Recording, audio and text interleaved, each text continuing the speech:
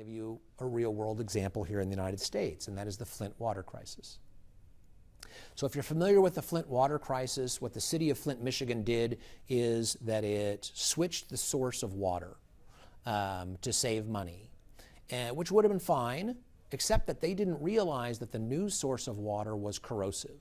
Now you can put chemicals in the water to reduce the corrosion, but they didn't realize how corrosive it was, and so it started corroding the lead in the water pipes.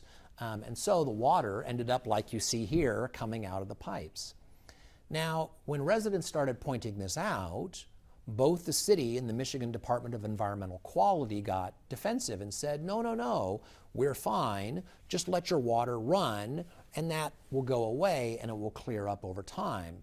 And the Michigan Department of Environmental Quality spokesperson actually said at one point, anyone concerned about lead in the drinking water can relax. Well, it turned out that that wasn't true, that there was lead in the drinking water.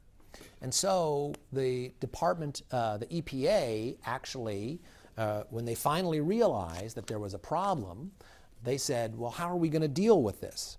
So they had a source of funding that they could buy water filters for people in the community.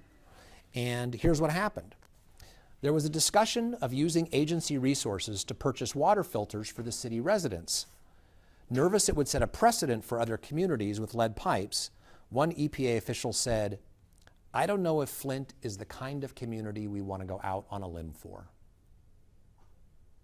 So now you have a situation where they have the science, they know what the problem is, and yet the EPA is recognizing that taking steps to solve the problem has political implications for other things that they're doing down the road and how they have to treat other communities. And to add insult to injury, when the regional director of the EPA went to Congress, she had to resign, but she did hearings to see, okay, what happened, and she said, I don't think anyone at EPA did anything wrong. So this is what happens when,